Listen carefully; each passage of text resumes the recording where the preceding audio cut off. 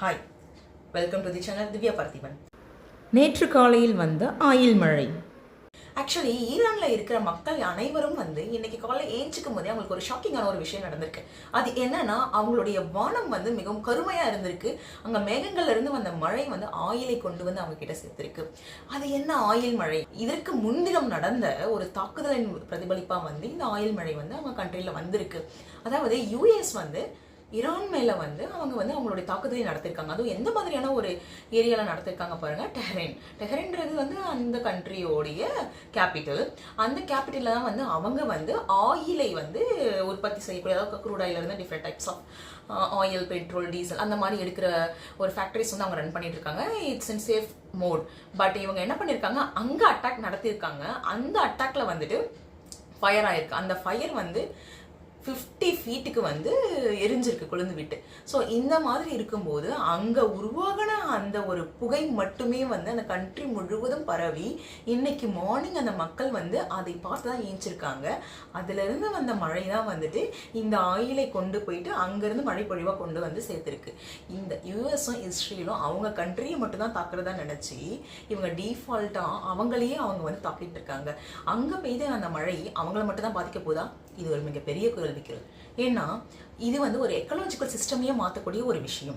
ஒரு ஆயில் மழைன்றது சும்மா கிடையாதுங்க. இதிலிருந்து வரக்கூடிய விஷவாயுக்கள் வெறும் மனிதர்களை மட்டும் இல்லைங்க, இந்த இயற்கை சார்ந்த உயிரினங்கள் அனைத்தையுமே பாதிக்கக்கூடியது. இதில் மனிதர்கள் மட்டும்தான் சுவாச கோளாறுகளால் இல்லை பல விதமான நோய்கள் பாதிக்கப்படுவாங்கன்னா கிடையாதுங்க. இங்கே இருக்கிற ஒரு சின்ன கோழியில் ஆரம்பித்து ஒரு குட்டி குட்டி மிருகங்கள் கூட இதில் பாதிக்கக்கூடிய சாத்தியக்கூறுகள் இருக்குது. ஸோ இந்த மாதிரியான சின்ன சின்ன சேஞ்சஸை இவங்க பண்ணும்போது இயற்கையில் இதனால் பாதிப்புகள் அவங்களை மட்டுமே, அந்த கண்ட்ரியை மட்டுமே பாதிக்க போறதில்லை. இது டோட்டலாக எல்லா கண்ட்ரிக்கும் ஸ்ப்ரெட் ஆகி அவங்க கண்ட்ரிக்கே one day it will happen to them அந்த மாதிரி மாறக்கூடியது. ஆனால் இந்த மாதிரியான ஒரு தாக்குதல் மிக பயங்கரமான ஒரு தாக்குதல்.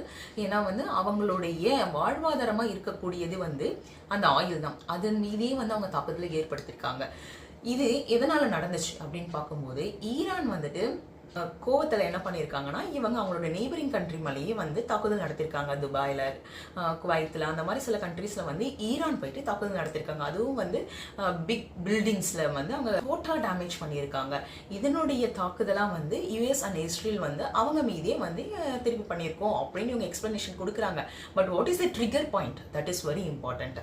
ஆக்சுவலி எஸ்டர்டே பிஃபோர் நம்ம ட்ரம்ப் ஒரு ஸ்டேட்மெண்ட் கொடுத்துருக்காரு. நெய்பரிங் கண்ட்ரி இருக்கு இல்லைங்களா, ஈரானுக்கு, அந்த கண்ட்ரீஸோடைய ஹெட்ஸ்லாம் என்ன சொல்லியிருக்காங்க, நாங்கள் ஈரானை எதுவுமே பண்ண முடியல, நீங்கள் அவங்க மீத ஒரு தாக்குதல் நடத்தி எங்களுக்கு ஒரு ஹாப்பி நியூஸ் கொடுத்துருக்கீங்க.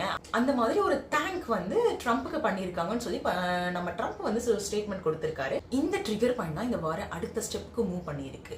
ஏன்னா இங்கே ஈரான் அவங்களுக்கு கண்டம் கொடுக்குற மாதிரி, நான் நெய்பரிங் கண்ட்ரி, நீங்கள் எனக்கு சப்போர்ட் பண்ணாமல் அங்கே சப்போர்ட் பண்ணாலும் பரவாயில்ல, we can stand alone for next 6 months. 6 months என்னால் தனியாக நின்று போர் புரிய முடியும் அப்படின்ற ஒரு ஸ்ட்ராங்கான ஸ்டேட்மெண்ட் வச்சுருக்காங்க. அந்த ஸ்டேட்மெண்ட்டை பார்த்து யூஎஸ் அவங்களை தாக்கியிருக்காங்க.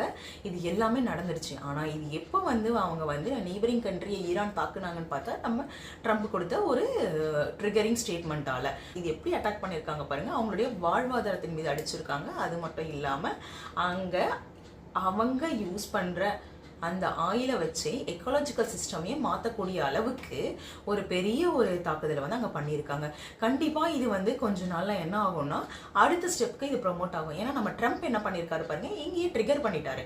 அவர் என்ன பண்ணியிருக்காரு, we are group of countries join together to attack you back அப்படின்ற மாதிரி இவர் ஒரு ஃபார்ம் கிரியேட் பண்ணி வச்சிருக்காரு.